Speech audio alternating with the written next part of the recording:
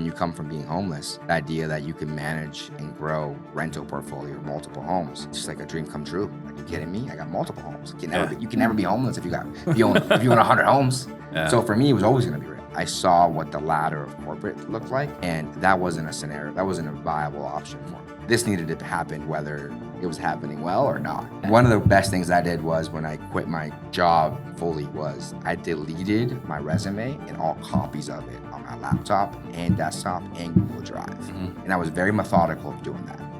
And I was like, if I don't ever have another choice, this needs to work. Welcome, and thank you for joining us for today's episode of Disruptors, where millionaires are made. Today, we have Leonardo Casillas and Brianna Maggio with Eclipse Buys Homes, and they flew in from Boston to talk about going from homeless at 11 years old to millionaire at 28. A remarkable story.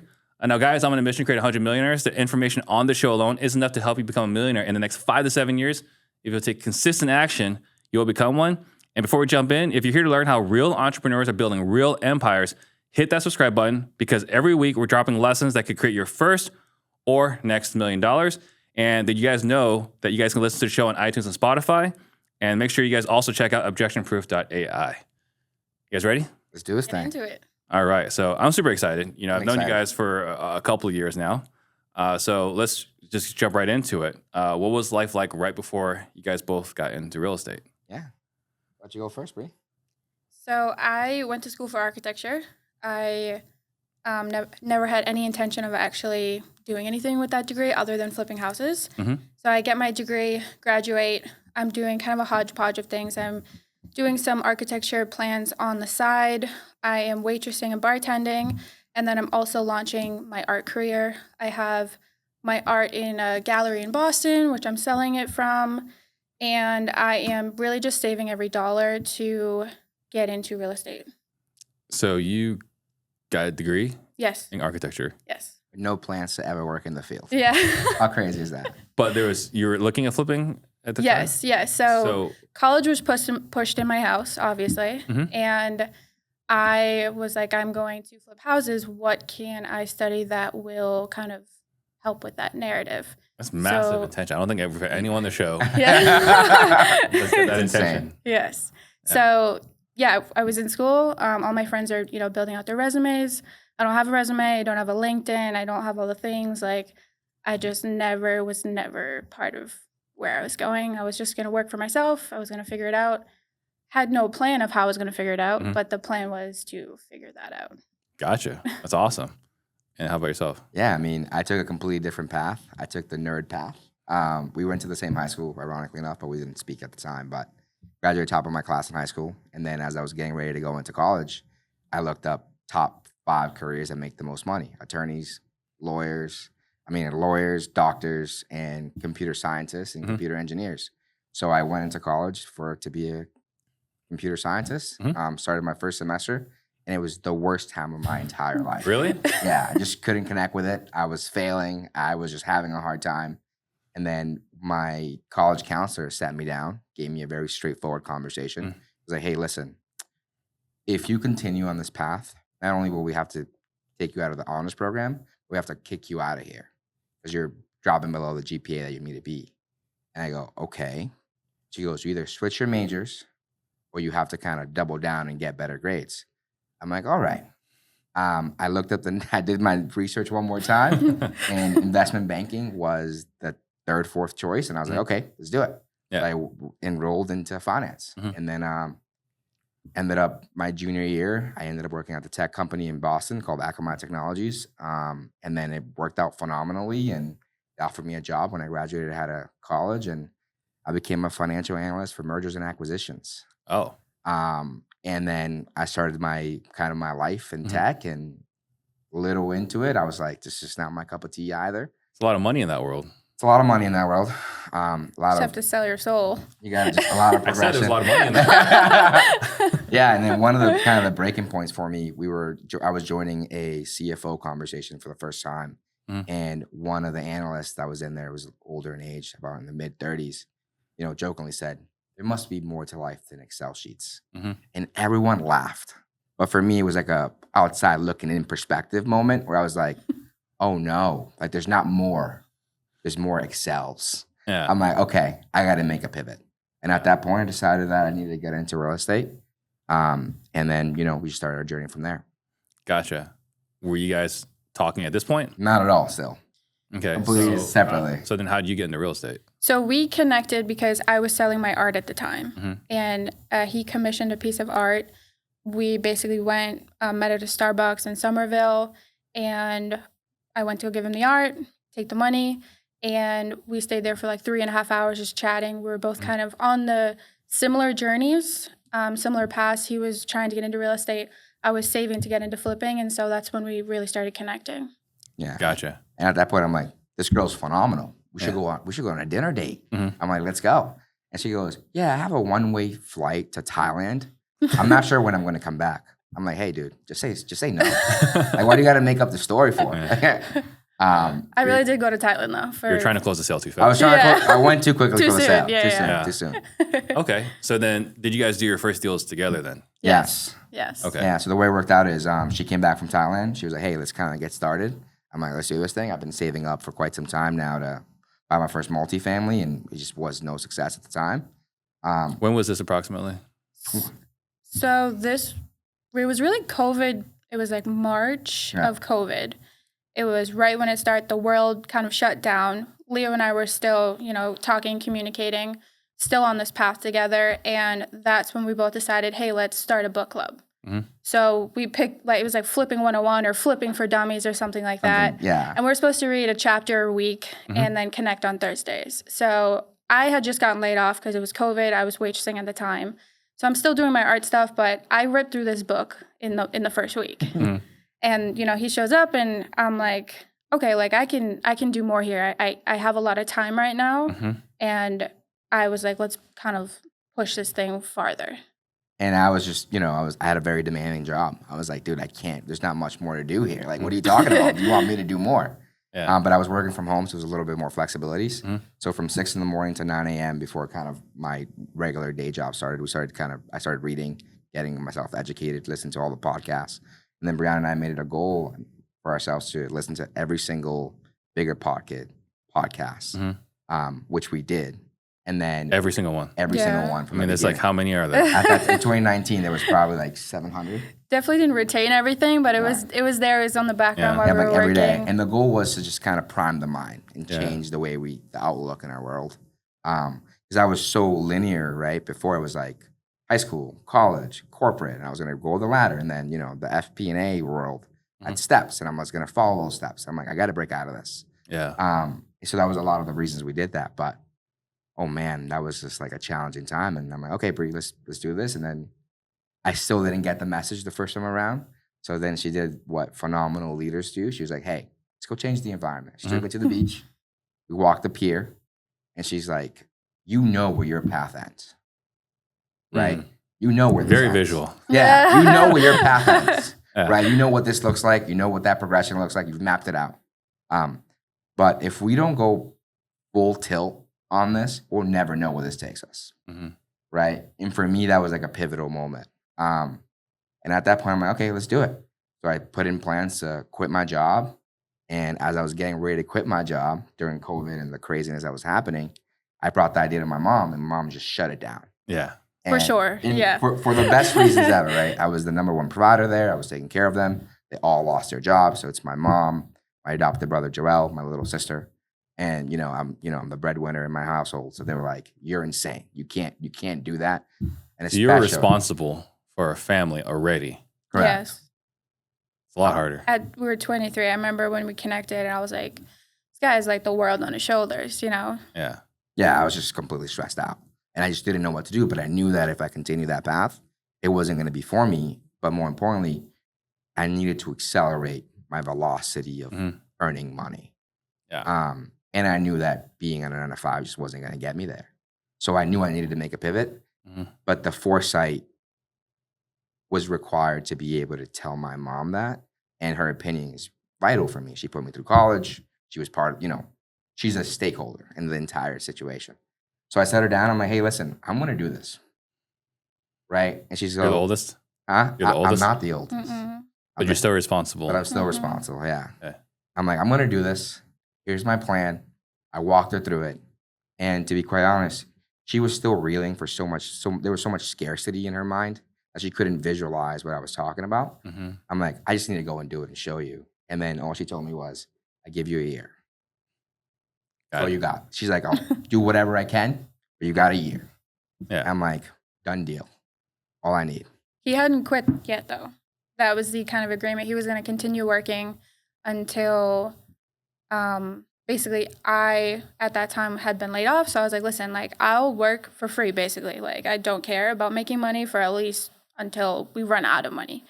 So that was the agreement. I was like, you keep working. You have other responsibilities. I don't have those. So I'm in a different position where I can, I have the availability to be able to do this. Yeah.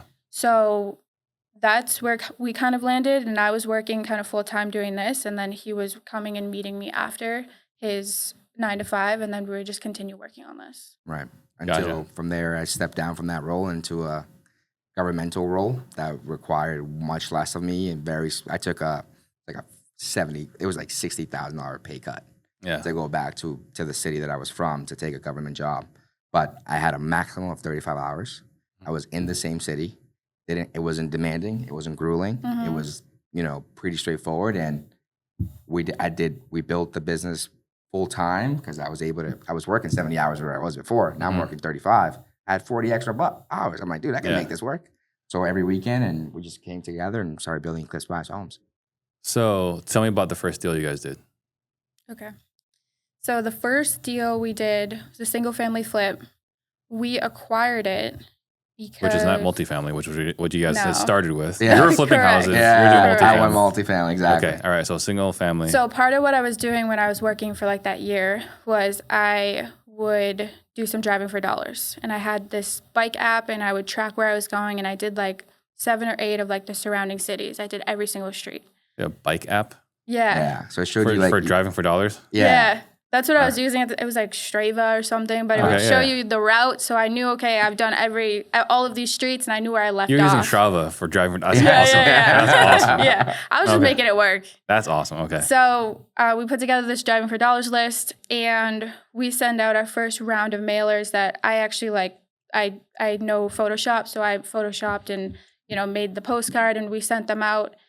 We sent out our first round of mailers and we get a first phone call and we end up signing that as the first deal. Sweet. Yes. It has never happened ever again in the history of best ROI ever. Other than the full year I worked for free. But. Okay, so first direct mail piece or drop, phone call, contract. Yes. We only got one phone call. One contract. That was it. That was it. It's great. That was it. Yeah. But it closed. But it closed. It closed. And you guys flipped that house. Yeah. We did. Okay, so with what resources? I mean, was this like your savings? Yeah. I had roughly around like 80 grand saved just because obviously being the man of my house, there's always needs to be some sort of liquidity. But we always been very frugal growing up, so I always saved. So in college, I saved. And when I got in my corporate job, I saved everything. I just always saved. And Brianna was saving at the time too. We're like, dude, we got to just put our money together. Let's go 50-50 on this thing. You manage it. I'll finance what I can. I have a corporate job, so the hard money loan was like, dude, let's go. Easy. I had was making well, so we made it work. Yeah. So we financed the construction as well. The plan was to obviously hire a GC to do the entire project. It's week 1. The guy's not showing up. And we end up having to fire him. And he still sends us a massive bill for like $10,000. So we're like, I'm not going to pay it. Why would I pay it? So we get sued on our first deal. We end up talking our way out of it. I was like, you didn't do any work. You want to get paid. Right. We both don't want to go to court. So we kind of talked our way out of that one. But it kind of put a little bit of a stint in the road for us. And we ended up just doing a lot of the work ourselves and with our families and, kind of subcontracting what we could. We just had ignorance written all over our faces. Sure. Well, first one. It's the first one. Yeah. People just took a lot of advantage of us, and we didn't understand the timeline. We didn't understand how things stacked, and it was just tough. You guys make money on the first one? We did. Very little. Very little. Yeah, we did it okay. Like 30 grand. It was supposed to be like 100. We made 30. I'm like, hey, better than 0 or negative. So we walked away with something. Okay, cool. So then after that, what happened? What happened next? So we sold that property in August, and we were both now taking like a week off, just to like, we hadn't taken probably a year and a half off. So we take a week off. He took his family to Puerto Rico, and I was with my best friend in Mexico. And he calls me. He's like, I found the multifamily on Facebook Marketplace, but the showing is today. And I'm like, okay. So we look at the photos, and I'm like, this is it, like full send this thing. He's like, it's sight unseen. I'm like, let's figure it out. Like, what's the alternative to lose it? Like, send the deposit, and we'll figure it out. And this is like the biggest difference, and I guess this is why we work so well together, because Brianna's always been phenomenal at running towards something, and I've been really good at running away from things, right? And that was the difference in the scarcity toward abundance mindset. She's like, lock it in, send the deposit, sign on scene, let's do this thing, we'll figure it out, just like we did the other one. Yeah. And I am terrified out of my mind. I am in absolute panic, frenzy mode. I'm like, dude, we just got this money back. Like, trying to talk me out of it. We just got sued on the last one. Like, what are you talking about? Sight on scene. There's so many variables. And I go into my nerd moment. I'm like, if this is the worst case scenario, this is the best case scenario. But abundance triumphed, and we bought the property, and it's been a life-changing property. We're going back and forth for a while, and then I was like, send the money. And I just hung up. And I was like, this is that. We're going to figure it out. You guys still have it? We did. We do. Yeah, we cash out. Okay. Cash out, refinance that one. What was it about that property? It was like the one.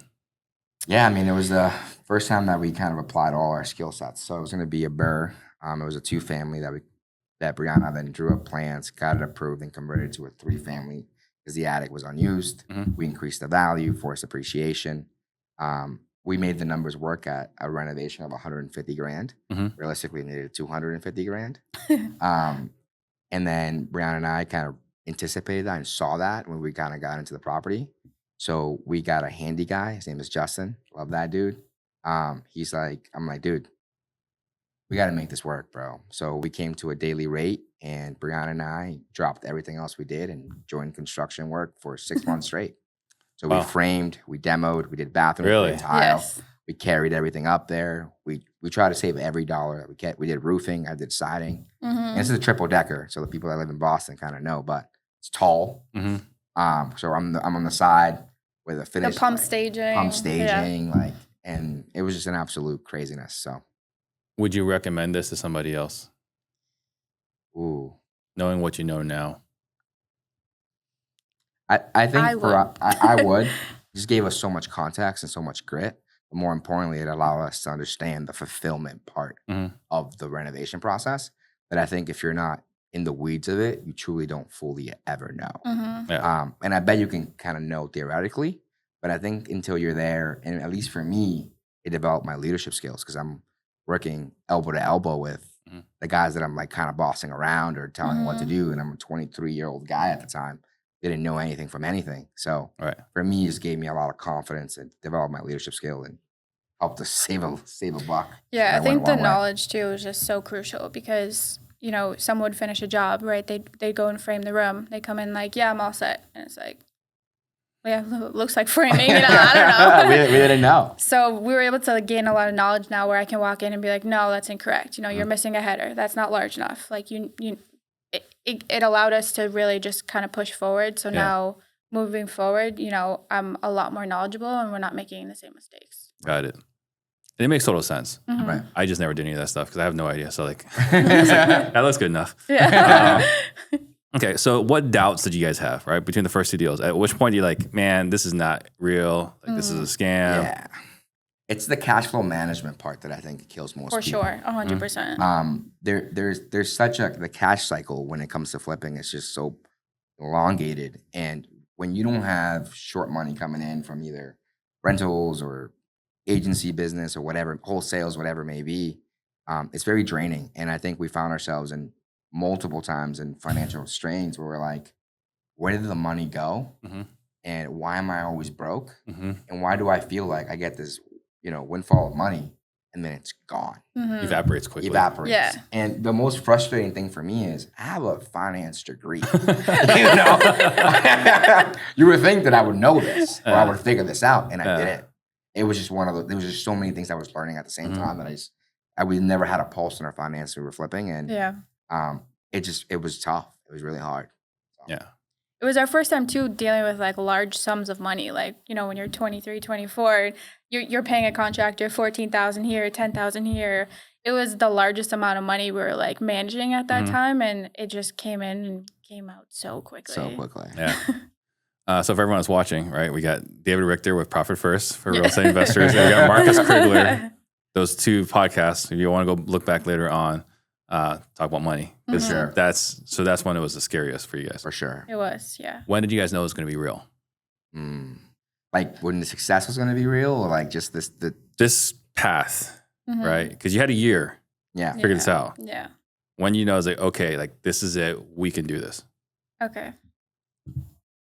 At least personally for me,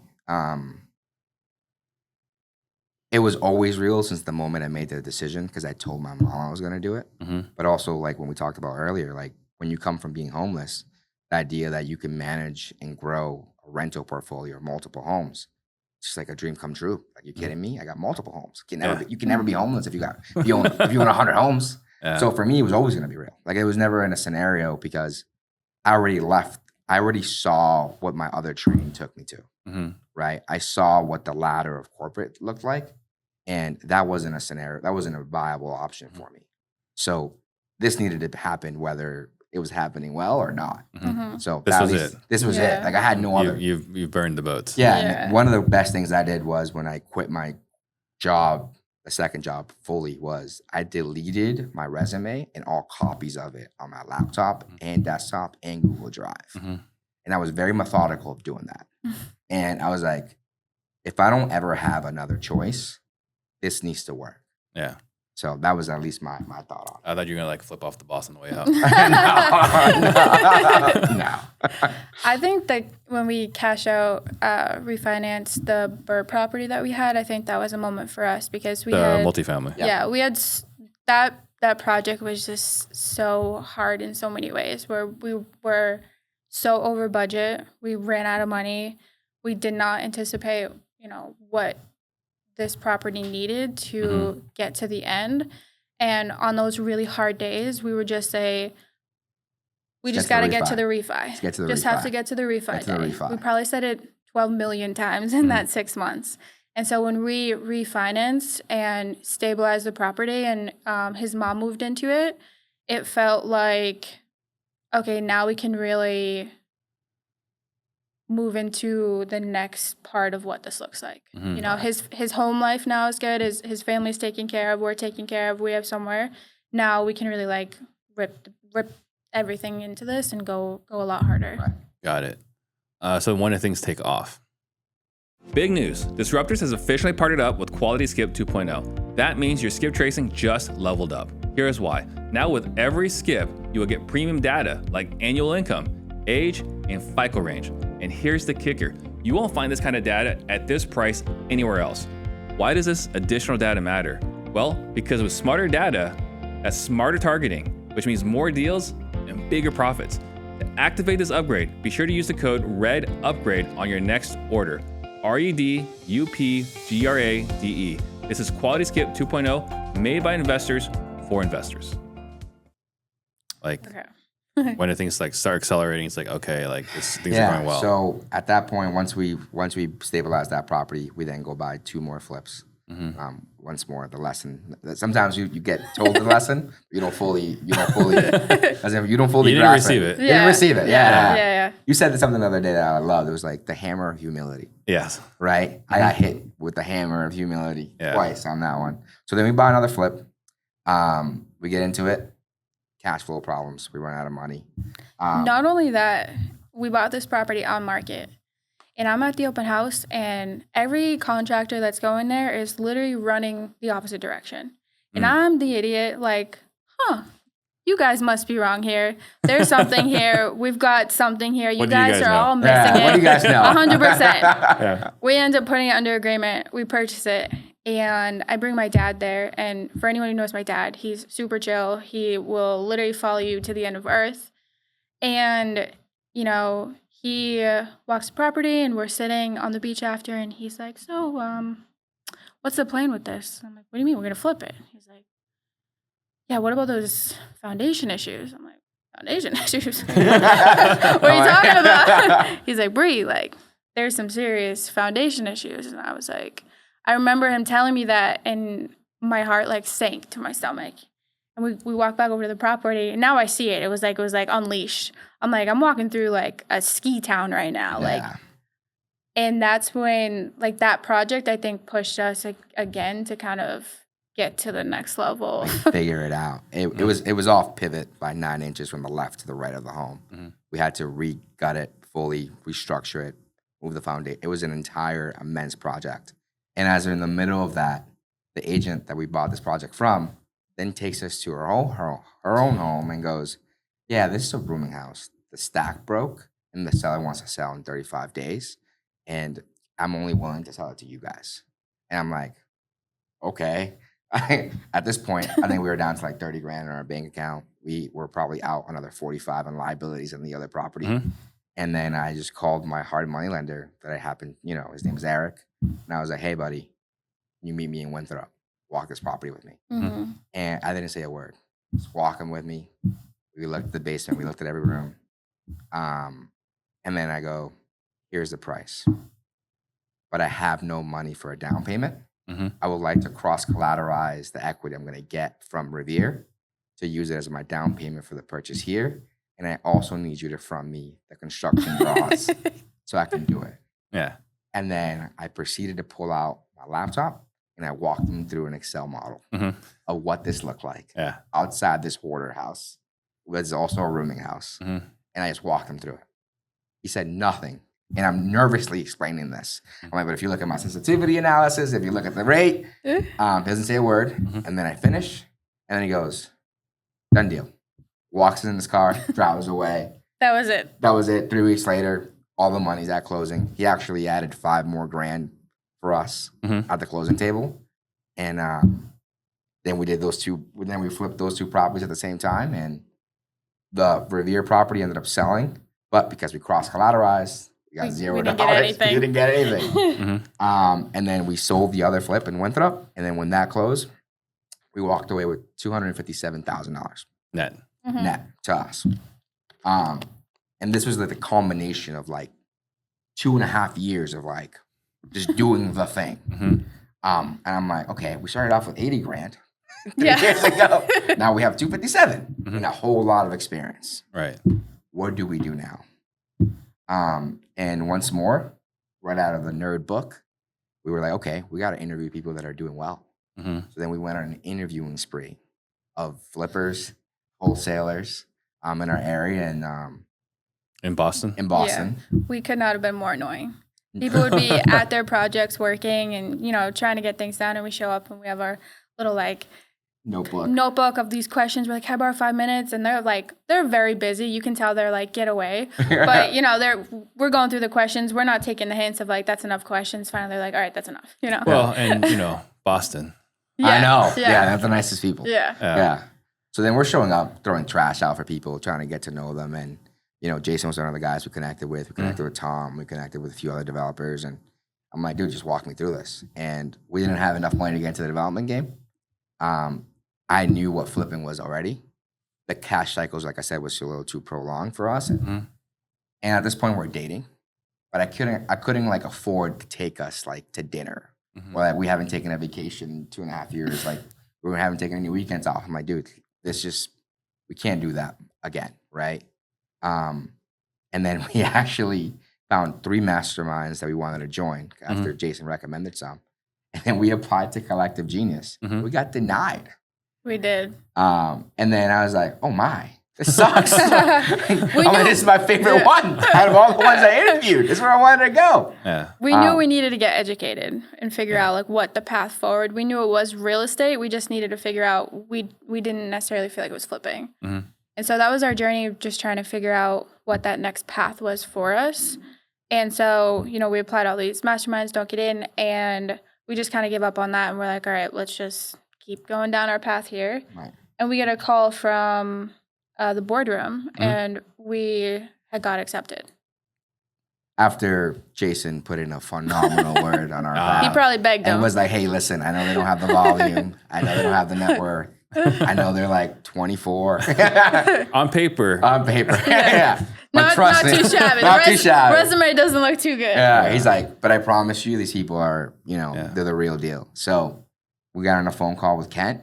Mhm. I just kind of, was one of those situations that I just explained what was going on, and he's like, come in. And then from there on out, really, like the point of success was when the education from actual people that were doing it in the field, when that information came in, we already had the grit.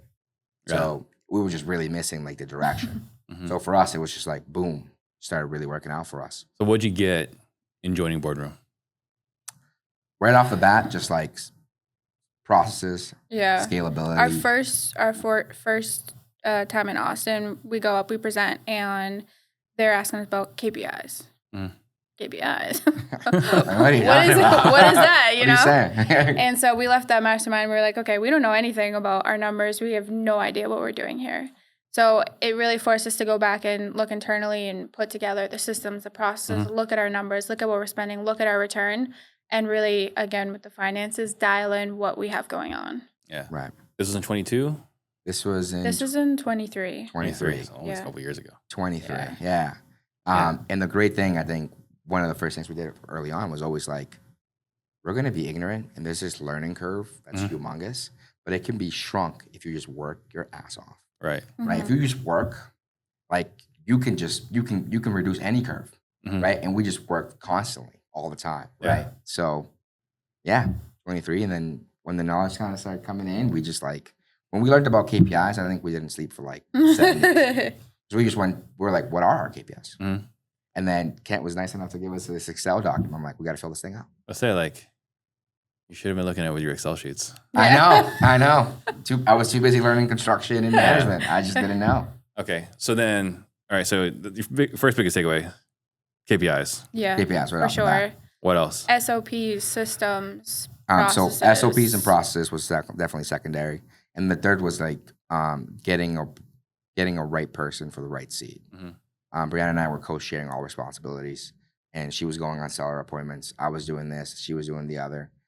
There was You're the just, closer. yeah, But I'm not. That's the problem. That was She was the problem. That was exactly what the KPI told us. I was like, why is she in this seat? And I was like, why am I in this seat? Like, I'm way too relaxed and chill. I'm not going to push for a contract. I'm not going to, like, a story for another time. I have a tattoo. It literally says doop de doop doop. And it's like, go with your flow, right? And so I'd be with sellers and, they were, needed that little push. And I'd be like, go with your flow. Like, I'm not pushing for anything. We're not closing anything. We're not closing anything. And then that 23 winner was like one of the slowest there's ever been. So I see a post on social media from Paul Veronis, and he's like, hey, looking to be an acquisition manager.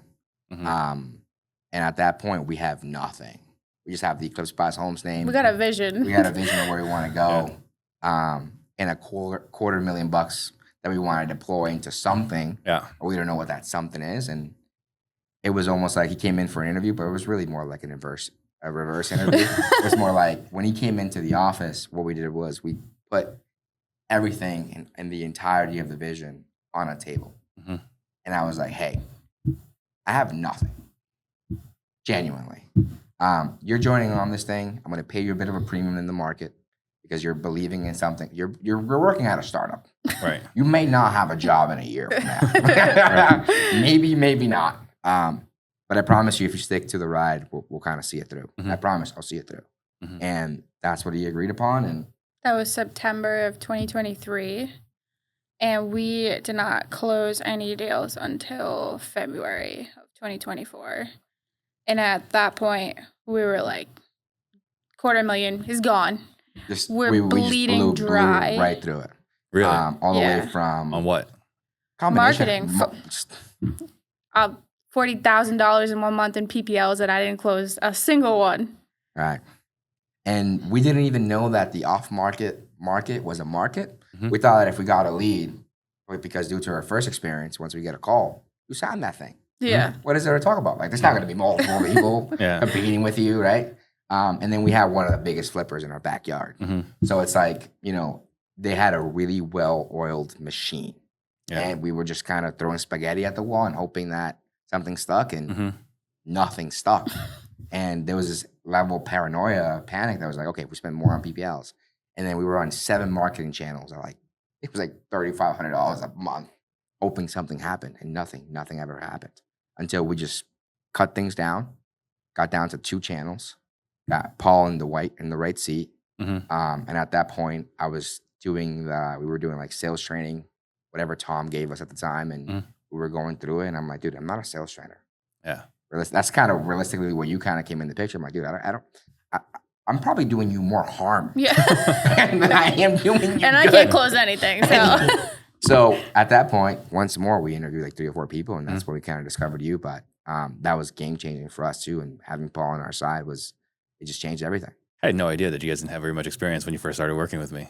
Oh yeah, very little. Yeah. We're very just little. winging it, for sure, winging it. Yeah, for sure, winging it. Well, because Paul is good Paul's phenomenal from the get-go. Yeah. I had no idea like the situation there. I was like, yeah, Paul's good. He shows up, asks great questions, executes. I mean, the great thing about Paul is that ask a question, seek clarification, and then he does it. Then he does it. Dude, you can't ask for more. You can't ask for more. Yeah. Yeah. So like, I think Paul, I think you got an incredible team, and I see it like on your guys' Facebook post, right? Like you guys obviously by now have built a great culture. Right. I don't know what it looked like back then, but by now you guys have built an incredible culture. Right. I credit a lot to what we do to our team because we really have a phenomenal team. Everyone's so committed. Everyone shows up. I mean, Paul worked for 6 months there was nothing. He didn't get paid anything. And, the team that we have now, everyone is just so dedicated and, they see the vision now and they're like just riding this thing with us. Yeah. So everyone who's listening right now is like, okay, these guys didn't do anything in 23 really. Right. Nothing at all. Yeah. So why should anyone listen to you guys right now? Yeah. I know. So once we got super dialed and specific on what we needed to accomplish, and our KPIs got a lot more streamlined, that year we ended up doing 44 wholesales. Right. And there was a moment in that, was it March? Yeah, it was March where things started clicking. 2024. Yeah. So we closed a listing, which was cool. And then right after that, we closed a wholesale for 110 grand. And then 3 weeks after that, it was like another 80 grand wholesale. And then from there, it's like the floodgates just opened. And all the leads that we had in the past and everything in between, we just kind of dialed it in. And we ended up closing 44 wholesales that year. Closed a top line of 1.7 that year. And for us, it was like one of those breakout years. But more importantly, it was one of those years that it was all about just being super specific on what we were doing. Yeah. And kind of, for us, at least for me, was walking away from the 2X opportunity to focus on the 10X opportunity. What does that mean? So originally, when I was in corporate, the 10X opportunity was being a realtor. I'm like, dude, I can make more money doing that, right? It's all about that vantage point. So once I left my corporate job, became a realtor, right? And I was like, I made 6 figures that year. I was like, oh, cool. Man, I saw flipping houses. I'm like, oh no, I want the 2X opportunity. That's the 10X opportunity. Let me go into flipping houses. Start flipping houses. I'm like, dude, this cash flow thing sucks. Like, I can't figure this out. Yeah. And then once I saw wholesaling and the fact that my cash cycles were compressed at 30 to 45 days and it became like a marketing and sales business, I'm like, I can handle 2. What I can't handle is fundraising, cash management, fulfillment, contractors, guys, buying houses, that's too much. I'm overwhelmed. We're young. Like we just don't have the capacity for that. But when we narrowed it down to marketing, sales, we were able to get our grasp around that. And I think that's really when things started moving forward. Yeah. Just having the right people in the right seats. Like I do operations. If someone asks Leo an operation questions, he probably doesn't even know. And he's going to refer you over to me. Same thing with sales. I'm going to refer you back to Leo because he's overseeing that department. Or I'm going to say, if you need to close a deal, go talk to Paul. Go talk to John. Don't talk to me about that. Right? The ISA team that we have that's virtual, like if it's about booking appointments, talk to them. So we just really make sure that the seat that you're in, you want to be in it and that you have the capacity to do it and then you have the training to do it. And then we just stay in our role. Right. What would you credit for having that clarity, the ability to figure out who belongs in what seat? We're an EOS. Yeah. So, and that came all through, like I said, boardroom. Right? Okay. It was kind of, for me, it was a beautiful showcase of multiple case studies of what the top level guys are doing. and what the bottom tier are doing. Mhm. And I remember when we were in the boardrooms, we watched all the calls, and we're like, dude, in the bottom tier, there's a lot of confusion. Mhm. A lot of confusion. I do this, I flip, I do this, I do the other, I do mobile homes, I hard money. I'm like, dude, whoa. And then, and the top guys is like, I'm a wholesaler. Clarity. Yeah. That's it. I I wholesale. wholesale homes. I wholesale homes. And I'm like, that's a big indicator. That's to like me. graduating top of the class, right? Pattern recognition. Yeah. And I was like, that's where we gotta go, Bree. Like, Okay. we're doing. Like, I was like, I pulled her aside. I'm like, hey, love, we're doing too much. Mhm. We're trying to do too much. And like I said, all that suggestion, all those thoughts, and everything came from boardroom. And for us, like I said, one of the cool things that boardroom focuses on is the problems of your business, Mhm. right? So it's just they glare at you. So for us, after being in a few rooms, we're like, okay, the commonality here is clarity. The commonality is lack of understandings of your KPIs and what truly moves the needle forward. Yeah. Right. So we just really focused on those things and was able to perform. So you said you really focus on two things, Mhm. marketing and sales. Correct. Mhm. So let's elaborate on that. Yep. In what ways did you focus on marketing? First and foremost, we cut off the additional marketing channels that weren't necessarily above a 3x ROI. Mhm. Right. We're like, these need to go. The And 3X is we just cut it off. and we couldn't also manage so many because we were doing our self-managed PPC. Wasn't Mhm. going anywhere. I'm like, what are you, dude? You don't even know what you're doing. Yeah. We I'm like, were what are you so doing? light in like 7 or 8 different avenues, and we couldn't penetrate anything. So we just stopped, and we were like, okay, we're gonna do one really well, and then once we get that dialed in and we're good there, then we'll introduce a second. Once we get that up and running, then we'll go and we'll introduce the third. So we just really had to scale back in order to move forward. Yeah, it was Sounds like a less lot is of more. discipline. Yes. Okay. So filter out everything that wasn't a 3X. Correct. But that's Which not was everything. It was everything. And then one of our mentors was like, hey, you need to have a low cost per lead. Okay, so everything got eliminated. Everything. They were like, you're Yeah, doing too everything. much. Everything is bad. Okay, so you had 7 marketing channels, and none of them passed the test. Yeah, because exactly. None of them were Okay, nothing. but you can't stop marketing. Correct. Correct. So then he's like, you got to have a low cost per lead. Start with cold calling. Just cold call. Become the best you can at cold calling. I'm like, but come on, man. And that's what we did. And we right now have 7 cold callers. We brought them all in house, and that's why we went to Colombia, right, to connect with them and build them and train them, and they're all part of your calls as well. Yeah. But that was a huge emphasis on us. Build a cold call. Cold call for now. Figure that one out, and then we staggered on the rest. So what was after that? After that, we added PPLs. And that one was a situation where it was like, oh, we're gonna do PPLs. I gotta have 3 or 4 PPL companies. Right. And they're like, no. Trim it down to 2, right? And that's where we worked off that. And once we figured that one out, we're like, okay, we have a handle here. So you had 3X. for Yeah. PPL. Yeah, but that was because we were being methodical and we were focusing on it and truly tracking it. Mhm. Before it was more like did my bank account get a credit or a debit? Yeah. You tell me. Mhm. So it was just all about that focus. Got it. And then you guys have a 3rd channel? Mailers. Yeah, mailers. Got it. Okay. That's it. That's all we do. Nothing else. Keep But it it works. simple. Yeah, It it's works. working Super now, simple. and that's the goal. Is we'll introduce the 4th once we feel like we're good with these. Yeah. You're getting a 3X ROI on your marketing? Yes. Or on your direct mail? Yes. Yes. Okay. So when you say you'll add more, you might add a 4th when you feel good. What feels good? Yeah, I mean, once we like to follow an omnipresent marketing campaign to all the channels, right? So if we're mailing them or texting them or calling them, whatever channel that people respond to, we want to be able to be there and present. Yeah. And once we've stabilized that and the sales process for us for a while, we didn't want to continue adding marketing channels until we had a solidified, structured, easy to follow sales system. And prior to you, I was making that up myself. I'm like, once more, not the right person to see. So one of the biggest things I tell Brianna once we're looking at our expenses, right, our P&Ls every month, I'm like, the sales training, it's almost like an insurance policy on our marketing spend, right? It's how we truly can monetize the marketing spend is by having consistent sales training. Right. It's the only way to maintain it, that it continues where we're at. So once that hits a bit of a cap, We'll go, okay, now we'll add another channel. Got it. So you mentioned you looked at multiple options Yeah. on the sales side. Yeah. Why did you decide to go with us versus the other options? I've got some big news, and you'll want to hear all of this because I'm going to give you the best bonus ever at the end of this video. You all know that I've been providing sales training for 6 years now, and I've had the opportunity to train hundreds of the best teams in the country and thousands of individuals as well.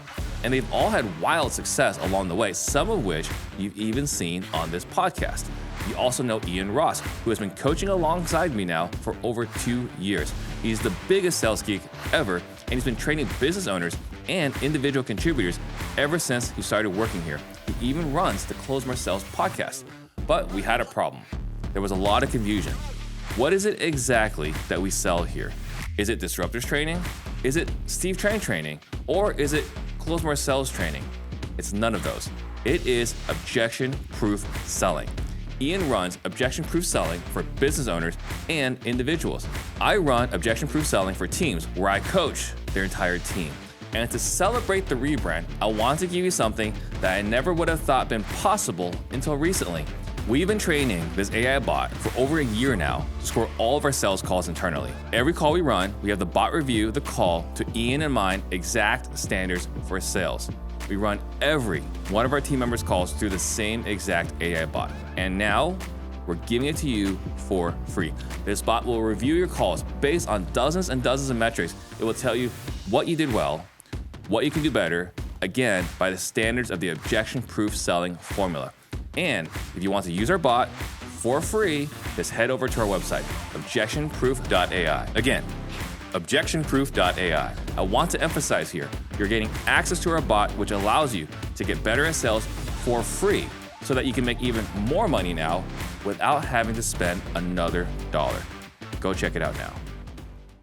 Great point. Once we did all the interviews and stuff, for me, it was important to encompass the entirety of the company, not just necessarily me or Brianna or Paul. I wanted my junior acquisition guy, John, to be on there as well. And then I wanted my inside sales agents to be on there as well. There was options from other programs to do so, but the cost basis was just too high for me. And I knew that like any sort of training or education, the compound effects happen over a period of time. Right. So I needed to be able to afford it, not necessarily for the next 6 months, but for the next 2 years. So that's when I know that, okay, just like me, I was told, hey, flipping kind of sucks. And it took me 5 more flips to learn it, right? It's that repetition, Yeah. right? So your program was not only all-encompassing, but the basis was great. And the fact that it's quarterly helps with the cash flow. Yeah. I'm like, this works out. I'm like, I like this. I'm like, it takes you 60 days to close a wholesale deal. I got to pay Steve in 90 days. This works out great. So. It does work out great. And then where I was going to go with this. So you got the marketing, you got the sales. We haven't talked about much of this, but you also wear a realtor hat. Yeah. So we've talked about the 44 wholesale deals. Yeah. You got the marketing, you got the 3X ROI. Yeah. How are you guys monetizing your marketing? Yeah. So we work with sellers who want to sell. And then we provide options based on the scenario they have, their circumstances, and what they're looking to get out of the sale. So our team is equipped to, do a wholesale. We can do a novation. We can, if we need to, take the deal down and wholetail it, and we can also list it. So, we have this whole kind of tool belt of things based on different, sellers' motives. And then, the team is equipped to kind of go and figure out which one to take out of the tool belt. Right. We, we're going to kind of turn away from listings at one point. But, in Boston, in the market, like a good listing is like 20, 25,000. And it just didn't make sense for us to get rid of those at the time, especially with the cash flow issues. So, we incorporated them. We try to put it as much on autopilot and put the systems in place, and now they're fully a part of our business. Right. How many houses do you guys sell as realtors in 2024? Yeah, fun. I like to tell a story because as I was working my corporate job and still being a realtor, I actually won Rookie of the Year because I was selling houses on the weekend and like picking up phone calls and speaking like MMA conversations and the other phone. Like, so the great thing about us when we first came off, it was that professionalism. And Brianna and I really kind of came at it as we did in our other settings, right? I followed up when I said I was going to follow up, right? We ran first-time home buyer courses, and I ran them in a loop, right? So I did twice a month. I partnered with nonprofits that did first-time home buyers. I door knocked. I was actually the only person in my brokerage that went to the brokerage and like sat there for people to walk in. It's funny how that works. It's funny how just being in the right places works. But our first year kind of coming off, we did like 8 million in volume. Last year we did 15 million. Yeah, And 15 or 16. But that was with, if it wasn't a wholesale, it was going to be a listing, right? So the realtor side, it works for us and really kind of got us in the space and helped with a bit of a cash flow problem. But we know in the future that's going to be something 16 mil, about somewhere around 3% commission. Correct. Yeah. All right, so that's 480 grand. Correct. Right? Yeah, 520 it was last year. 120. Yeah. Yeah. So, and I bring this up because there are a lot of people that, for whatever reason, don't look to monetize it that way. Right. Not a lot of people talk about it. I'm not saying it doesn't happen. I know people do it. Right. But it doesn't seem to be mainstream. I agree. And maybe that goes back to like focusing, do one thing well. Yeah. But like, I made a lot of money. I know. Yeah. Wearing both hats. Like when I started the podcast, it was like the realtor and wholesaler community is like oil and water, but it shouldn't be. You should just market to sellers. Correct. And then give them options. Correct. And that's what we do. That's exactly what we do. Yeah. And there is a bit of a frown upon to like the realtor side, right? Because you're like, oh, dude, am I doing this? But realistically, it was our short money that helped us get in and stabilize us and do what we did best. But last year was $500,000 that we made in commissions from being an agent. And motivated sellers had no problems paying me 7%. Correct. Right. Right. Right? It's like, so right now is normal. Not, maybe normal's not the right word. I don't want to get in trouble. It's not normal. A lot of people pay 2.5% these days. Like for me, when I was still wearing the realtor hat, marketing for motivated homeowners, I would on a regular basis get listings at 7 and then pay the buyer's agent 2.5.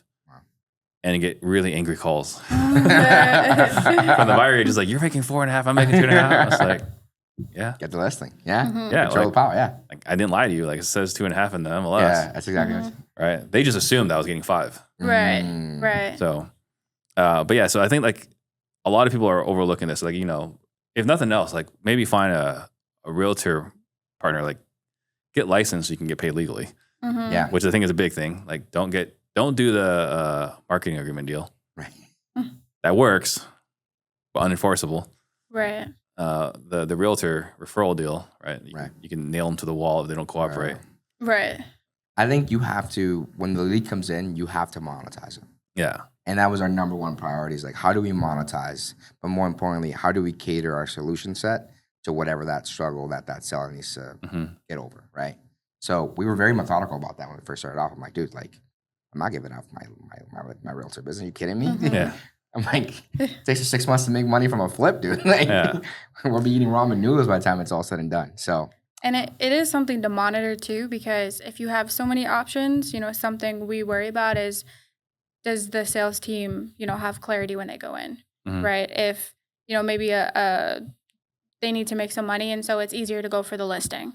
And so that is something I would just encourage people, like, you have to have the right people on your team who know the vision of the company, who are fully bought in, because then that becomes not a worry, right? I know that the team knows where we're going. Right. They know, what we're trying to hit. They know what we're trying to achieve. So I feel confident that I have the right people in the right seat and that my team is going to go and kind of deliver based on what the seller needs and not what, that acquisition agent needs for them at the time. correct. So you say that they know the vision. Right. How do you ensure they know the vision? Repetition. Constant repetition. And using your office space as a constant reminder of that vision. We have it everywhere in our office. But then, we start off our L10s with our scorecards, and the scorecards are our weekly breakdown of our yearly goals. And then when we do our monthly kind of town hall meetings, our yearly goals are there, right? Yeah. And we just kind of followed that. And that one I took straight out of corporate, right? It was constantly being shown to us. It was constantly being talked about. It was constantly shown in our town hall meetings. And I just copied and pasted it. And It's one of those benefits of working in a corporate job. yeah, it is. Like I hated working at Intel, Yeah. but there were benefits Tons of benefits. to working in a corporate business. Yeah, For corporate, sure. tons of corporate, benefits. For me, it was phenomenal. Like it helped a lot. And I'm one of those rare people that really, like I enjoyed my corporate job. Yeah. I had a cool job. I wish I could say the same. How do you decide then? Because this is a tricky point, right? Because you're saying you want to make sure they know. They don't want to Right. go to the easy route. Right. How then, if you're spending money on marketing, do you decide which, like, do you send the same person no matter what? Or do you decide, like, hey, this is probably going to be a listing. We'll send this person. This is probably going to be a cash buyer. We'll send that person. Yeah. It's still something where I can't say we have it like 100% pinned down. But our team is able to present all of the options. And so, We do isolate them to two, though. So if it's a cash, so the Eclipse Buys Homes is the cash entity. The Eclipse Group is the listing entity. So if it's cash renovation, they're only going to present those two, right? If it's a listing, and it's kind of like a 50, it's either going to be a novation or a listing. So then what we do is we give them packets. So, we have the novation packet, we have our cash packet, and we have our listing packet. Yeah. And they can only go with two. And that's been the way we've kind of been working it out. But it goes right back to that reiteration of what our goal is. Our goal this year is to do 100 wholesale deals, right? It's not to do 100 listings, right? It's not to do this or the other. It's to do 100 wholesale deals. They understand that operationally, internally, wholesales are much more straightforward than listings are. They understand that's the vision of the company. They understand that's what gets the most per dollar, right? Per deal. So I think it just goes back to just being super clear and saying that numerous times. Yeah. Clear on what the outcome is. Go ahead. Yeah. I think it was helpful too to bring the whole team to Colombia and, have the moment where, For sure. we rented a house and we had a villa and, we had the whole team there and, it was a company paid trip and we just had the opportunity to bond with each other and, have these moments together. And we had a chef that was cooking for us and, really just like bring us together as a team and really talk about where we're going, what the vision is, and really get full buy-in from the whole team. And so for us, it was a scary thing to, the whole team is off for a whole week. And it was a scary thing, but it's paid tenfold because our whole team is so on the same level that, we're all rowing in the same direction. Yeah. Right. So let's talk about working with your partner. What's that like? Oh, I think it's a superpower, to be Yeah. honest. It allows you to get advice and actionable kind of feedback from the other person without giving too much context because they already know it. So sometimes I find myself like, hey, dude, I want to tell my friend a story. But I first got to tell him like 10 minutes of the context. You got the foundation. I got to give him the Yeah. foundation. Origin story. Where I was at. What was I doing? Dude, I was at the mall. I saw this girl from high school. You can't believe she's working at Sephora. Whatever it may be.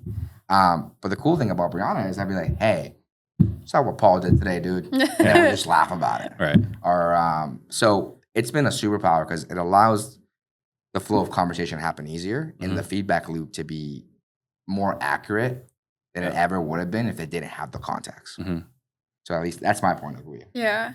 I think that we also it's such a blessing in a way, right? We get to, we literally share a car right now. So we drive to work together.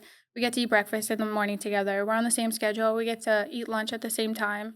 And for some people, everyone's like, how do you work with your partner? That's crazy. And I'm like, I feel like you don't like your partner because I love it. There are the days when, I'm in a bunch of meetings or, Leo's running wherever he's off site. And I'm like, I miss him for that time when he's not in the office. And I'm like, I can't imagine leaving the house and you don't see your significant other for like 9 or 10 hours. You have one meal, you watch TV, and then that's it. But you do have to have physical areas of containment. And what do I mean by that? So like we have an office. We don't work from home ever because our home is like our home, right? It's where we spend personal time. But you do have to have those environmental delineations of like home is for being home and for being a couple. The office is for being work partners and growing the business. Mm-hmm. And you can never allow those two to blend, because during COVID, we allowed it to blend, and then work just never ended, right? We were working from home, and then we were working at 9 p.m., we were working at 10 p.m. I'm like, dude, whoa, I'm like fatigued. Do not talk to me anymore. And just having clear boundaries, being like, hey, I don't want to talk about work anymore right now, right? But we love what we do, so we just kind of talk about it all the time. Yeah. But just having clear delineation, like, hey, we're done. We're home now. So hypothetical. Yes. Talking about boundaries. Yes. You're tired. Yes. You want to watch the game. I don't know. Yeah. Brianna comes along, starts talking about work. Yeah. Yeah. Oh, What we're do you- very safe space to be like, Yeah. hey, What do you- I don't want to talk about that we don't stuff. We're wanna talk done. about that. Yeah, it's done. we're It's over. Yeah. And it happens. For sure it happens. All the Because times. we work in different departments. He's in sales. I'm in operations. So there will be days that are very operationally heavy and chaotic, and I carry that home, and I come home and I'm talking about it, and he's like, whoa, whoa, whoa, you know? And you have to just hold each other accountable, because it's vice versa when, you know, the phone's ringing at 8 o'clock at night and then he's venting and I'm like, dude, I'm chilling. Like, go in the other room if you want to, if you want to keep doing this. But it's just about holding each other accountable. And 100%. there's been so many reiterations of it. So where we're at now is really beautiful, but you know, there are a lot of difficulties that come with it, right? Like you're spending so much time together that you're trying to figure out, okay, when can I be girlfriend and when can I be business partner? And you know, when we were working so much at the beginning, it felt like the girlfriend part like was left for a little bit and it didn't come out as much, right? We'd be going to events until 9, 10 o'clock at night, and you're at the meetups and this, and you're like, okay, when is it acceptable to like hold hands for a second? Right. Can you walk in and hold hands? You know, when you leave the office, can you kiss each other? Like, what does that look like? And we just had to set those parameters up, you know, because for a while it felt like we had to just solely be personal. And I was like, business. And I was like, all right, when we leave the office, we can kiss each other. Yeah. That's fine. You know, like we've got to figure out what this looks like for us. It's just weird to have these type of conversations though, but it's like the goal requires you to have these type of conversations. It's like how often you sit down with your wife and be like, hey, when is it allowable for us to do this? But you got to have them. So right. Have there been instances where there's like, man, I don't think this is going to work working with my partner? No, I personally never felt that way. No.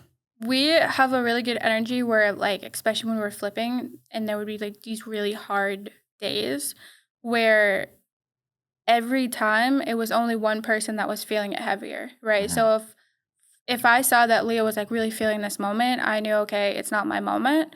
And there was something that just turned it off and was like, you've got to be in, you know, problem solving and just pushing forward, and you can't be upset right now. And I think that that's happened beautifully in so many moments where, you know, I'm feeling it way more, and Leo's like, okay, well, this is what we're going to do. And, you know, this is our plan of action, and this is how we move forward. And so we just have a really good rhythm that has worked for us. And there's never been a moment where we see a lot of people who have worked together and something bad happens and they start blaming each other. And with us, we're like, okay, whatever happened. Yeah. Let's move on from it. And how do we come up with a solution together and like go in the same direction instead of attacking each other? Also, like laugh about it. Laugh it out. There's so many times we've been knees deep in poop water and whatever it is, and like the only thing you can do is laugh about it, because like if not, you'll cry, and then you'll both be crying, and it's like, what's the point? Like you have to just. Is that literal? Yeah, it's happened before. It has, for sure. Broken stack and the flip, and it was in a flood zone. So the stack broke and it was in a flood zone. Actually, funny story. It was during Christmas. Brianna goes, "We should go check on the winter property." I'm like, "We should." We drive up there. Sunk pump broke. Water in the basement is rising. The stack is broken. I'm like, "Oh my." Someone needs to get in there and turn the thing on. And she goes, "We'll do it together." I'm like, "No, I can do it by myself." You ever rock, paper, scissors, shoot who goes knee deep in poop water? I won. So that was Leo. So we went in there and got it done. But I think realistically, to give context, is when I first migrated from Puerto Rico, I went into my 6th grade history class, and Brianna was in there. And she had this luscious, long, black Italian hair. And I was like, "You're pretty." So then I proceeded to ask her out like 100 times. She said no every single time. I'm like, "Oh, you know what? F it. I won't ever talk to you again." So I never did. Yeah. until we got back like after college. But so when we started dating and we started flipping this business, for me, it was a dream come true, dude. Yeah. I'm like, this couldn't be better if I wrote it in a fairy tale myself. Got it. So Yeah. it just worked out really well. So, not to change the topic, Of course. but for an Arizona boy, Yeah. the stack broke. What does that mean? Like the plumbing stack like that the would sewer take line. the sewer line and exit the property. It was not exiting the property. It was pouring out into the So basement. we just call it a main sewer line. Okay. Yeah, so in We Boston, because usually the homes are stacked, Okay. you have a lot of them connecting to one place. So the main stack would be where all those converge and go out to the sewer line. So that when we say the stack, that's what broke. Got it. That sounds terrible. Yeah, it was out of a nightmare. And remember, it was a rooming house. Yeah. Yeah. Yes. Yeah. Just So you say rooming house. I'm Yeah. thinking like we have sober living. Is like what we're talking about? Room house? So rooming house in the Northeast could be either that, which is commonly known, but rooming house can also be like you're a seller, you're down on your luck. You think that rooming, renting your house by rooms could be like the best choice. And then she went to renting every room in her house and then her living room. And then started splitting rooms in half and then started putting people there. So it was a 4-bedroom home and it had, it was like 12 people in there? Yeah. So many 12 people. to 13 people. It was a wonder Yeah. that thing broke. No, Yeah. Exactly. Got it. Okay. So we titled the show From Homeless at 11 Yeah. to Millionaire at 28. Yeah. So that's, so just go right into it. Why were you homeless? Yeah. So my family migrated out of Puerto Rico because my brother Joel had a really bad baseball accident. So he got hit in the side of his head. Huge concussion, put him in a coma for 12 days. My mom was just in a panic. They didn't know what to do. And then my cousin was already living in Lynn and was like, hey, we have, Is that Massachusetts? Massachusetts, right next, 15 minutes outside of Boston. Like, we have the best doctors in the world here. You should come up here. So my mom goes, okay, packs us all up, takes us to Boston. That's it. That was it. We're gone. We're going to Boston. And, when we get to Boston, my brother's in therapy and recovering, and we're living in the worst apartments there is to get. My mom didn't have a job. My older brother was working. My cousin Milton was trying to do the best that he could.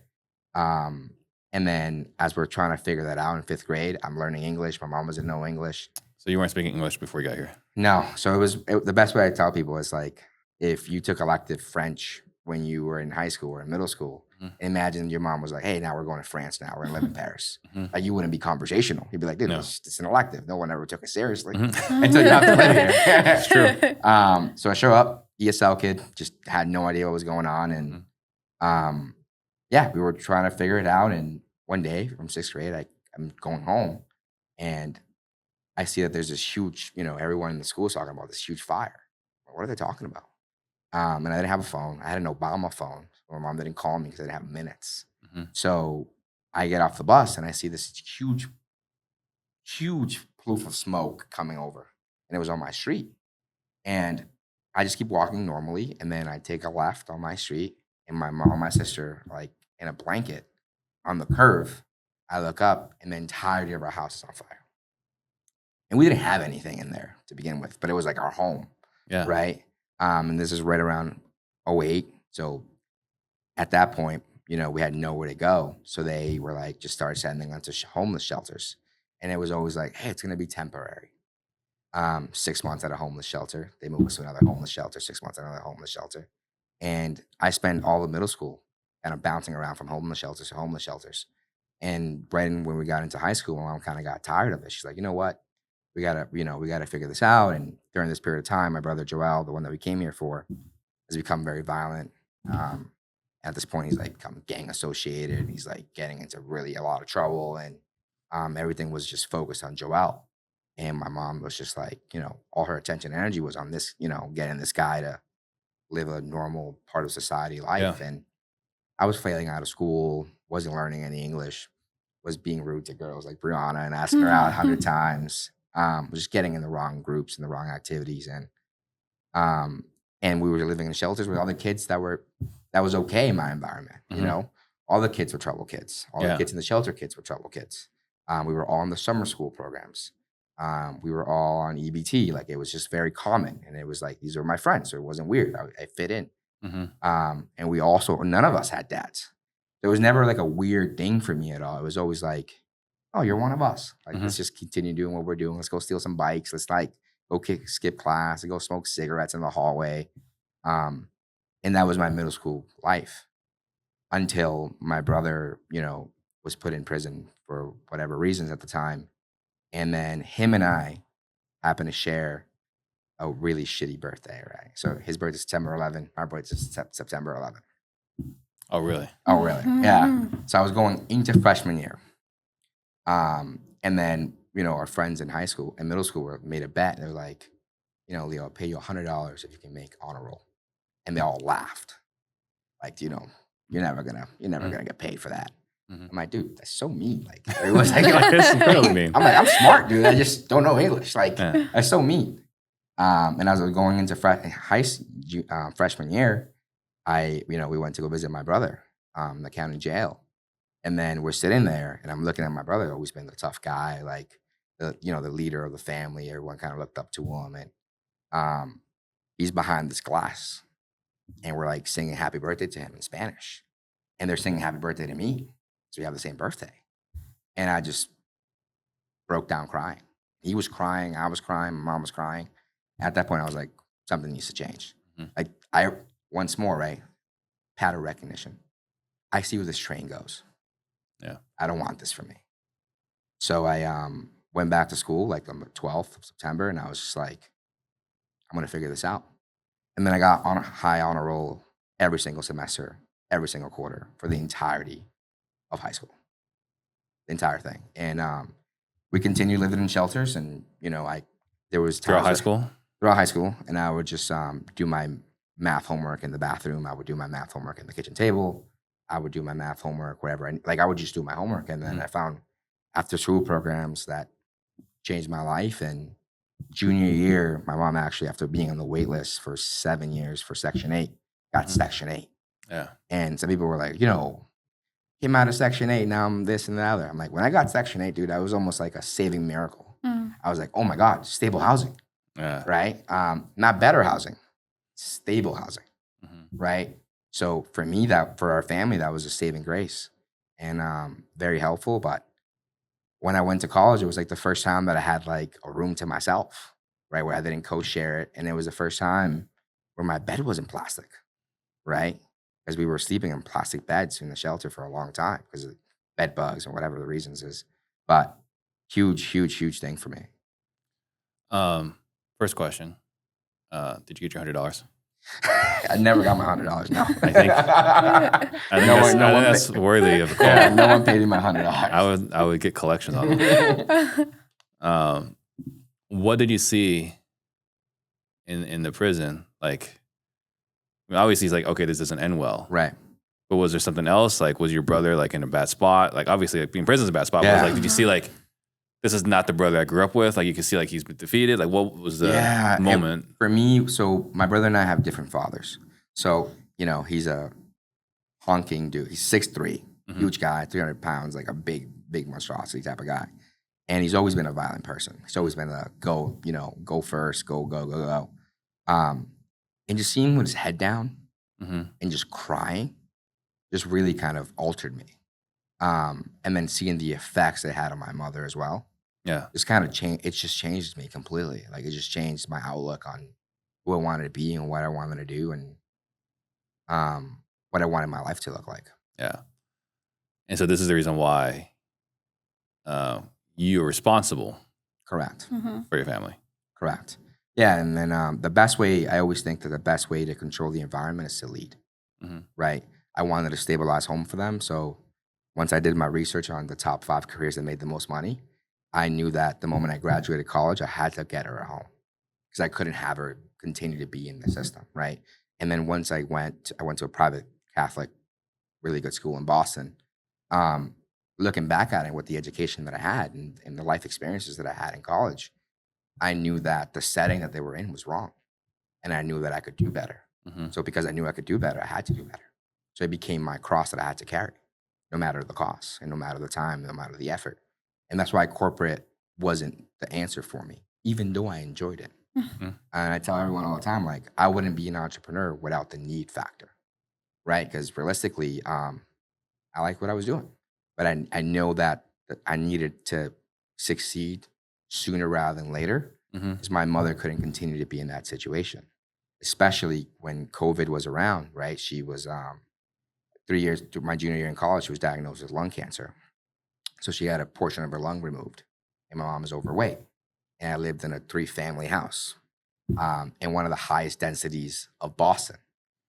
And you don't have to be a statistician, right, to know that if my mom contracted COVID during the period of time, her mortality rate was higher than normal. And that just put a fire in me that it was just unquenchable. I just needed to figure it out, and I was willing to do anything and absolutely anything to make it happen. Yeah. So that's why we got into business. That's why we flipped the houses. So I'm like, dude, we got to go, go, go, go, go. And honestly, for me, it's been a blessing. Well, there's no alternatives. There's no There exactly. wasn't. There was just not another alternative. Correct. Yeah.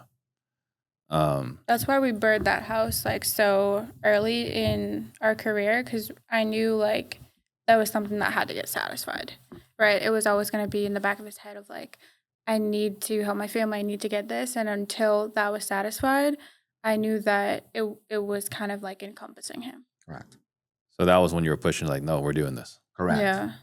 Because like It's all about- it wasn't just Yeah. we need a rental property. It was like we need a place. For your parents to live in. Yeah. It's all about like running towards and running away from. Mhm. And that's been something that until very recently that I pivoted. I'm running towards my goal now versus running away from my past. Yeah. Right. And that's been the difference maker for us. So your mom still lives in the. Yep. Got it. And then now you can say for sure after all this, you guys are millionaires. Correct. For that, so that's Yeah. awesome. Yeah. Thank you. Yeah, I mean it's no easy feat, right? I mean, especially like Definitely you're talking like sound like you guys were an absolute mess in 23. Yeah, we were, 23, for yeah. sure. 23, we're gonna 20, yeah. I mean, 2024 was where things ticked. so that's for us. but that's huge, right? For like everyone's listening, like we say over and over again, take action. In the next 5 to 7 years, you take consistent action, you'll become one. Right. There's a proof of that. Just don't stop. Just don't stop. That's the thing. Do Right. not Consistent stop. action. Consistent action. And I think for us, things compounded over time. Right. What really worked out for us really was once we started making the first few hundred thousands, was just staying consistent and allowing it to compound. Yeah. And then, I guess you're talking about studying in the shelters. I mean, even through high school, it kind of reminds me of like Pursuit of Happiness. Or Will Smith, like he's studying. Yeah.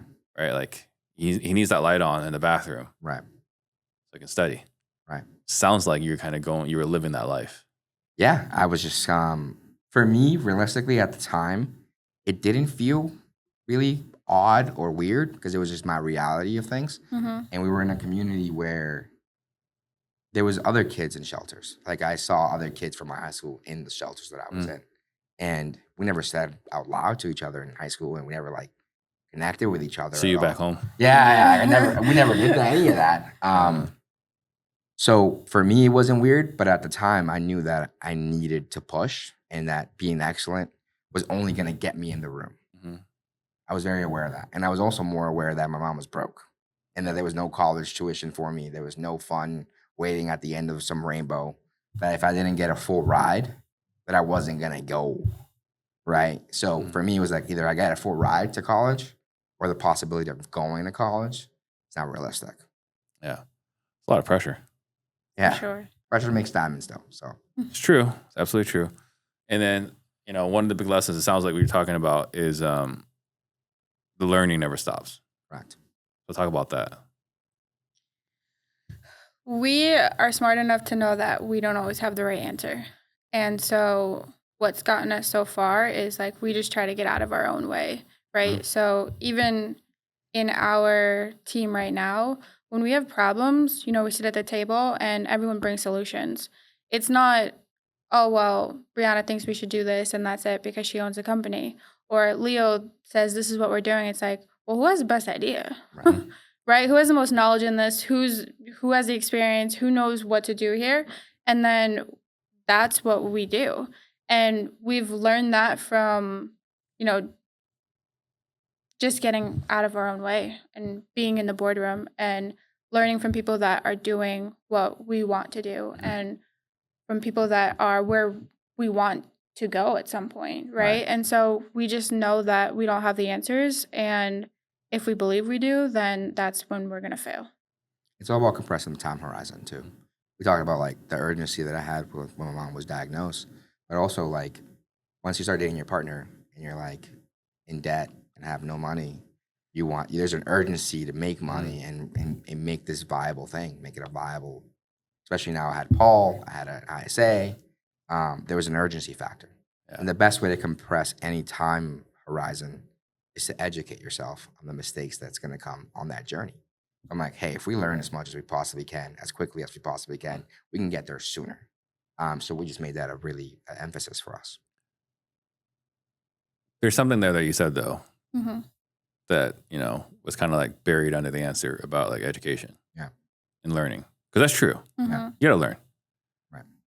But all the learning is worthless if your ego's too big. Oh, dude. One of the things I tell everyone is like egos ruin more businesses than economics ever will. Yeah. Like people just get in their own way all the time. Like they think they're too big for it, they're too cool for it, they make too much money for it, whatever it may be. But you always have to be naive enough and ask enough questions and curious and just take your ego to the back of the barn and shoot it and just get over it. It's like you don't know anything. And like there's the beautiful thing is like I get into spaces, I'm like, dude, I don't know anything. It's like I'm just learning everything. For me, at least, everything is new for me always. Right. But this concept, even still, you're talking about learning and humility, which is still valuable. But the key here, I want to really emphasize for everyone who's listening, right? For years saying the best idea wins. Yes. Yeah, always. It's not like Leo says it. It's not Bree says it. It's like the best idea wins. Everyone throw all your ideas on the table and the best idea wins. How did you create this culture? Because I think that's a culture that's admirable and probably not as prevalent, not nearly as prevalent as it should be. So how do you guys create this culture? Hey, my name is Brian. I'm a real estate investor. Ian's sales training has helped me buy more houses at a deeper discount. Most recently, Ian helped me reframe a question which resulted in me buying a house for less money than other offers the seller had on the table. If you're considering sales training, I don't think you can go wrong with Ian's. If you like what you just heard and would like similar types of success, text CLOSE to 33777 and we'll see if you qualify to join Objection-Proof Selling. We're taking good sales reps and we're making them objection-proof. That's our secret sauce. If I have to mention everything, that's our secret sauce. I think when we started, like we had no idea what we were doing, right? So Leo and I would have these powwow But sessions. most people start that way. Yeah, true. Yeah. They don't stay that way. I think it's just, you know, sometimes like relinquishing title. Oh, because I'm the boss, it's implied that I know. It's not necessarily accurate. Yeah. And I think I learned that a lot from being in that tech corporate environment where it was like the agile model, right? It's like, we're going to try this and see if it works. If not, we're going to reiterate and try again. But I think when we got into building our team, it was more like, step back. You, the ISA, are in the front lines. You tell me what you think the best system and process for this ISA role is. Paul, you are in the front lines of the acquisition department. You tell me what you believe would make this work and be better. Even when I interviewed everyone for the sales training, I'm like, John and Paul, get on calls and interview them too. And you tell me which one you like best. Yeah. Right? Because at the end of the day, I'm not the consumer, and I'm also not the one in the space to get the feedback. So you need to allow the employees in your organization to rise to the top and be like, hey, you think this makes sense? And in theory, you think it makes sense, and you may think it makes sense, but it sucks. It just absolutely sucks because you don't do this every day. Right. It's manual. You got to do 7 extra steps, and it sucks. And man, just won't do it. You just won't. You realize over time, it's like you got to just allow for those spaces to happen. And when you give people the freedom to have input and have opinions and have a say, you get a lot more buy-in. People are, you know, it's not just us in the back room. You know, we package up this deal and we come back and we're like, hey, we're doing this way now.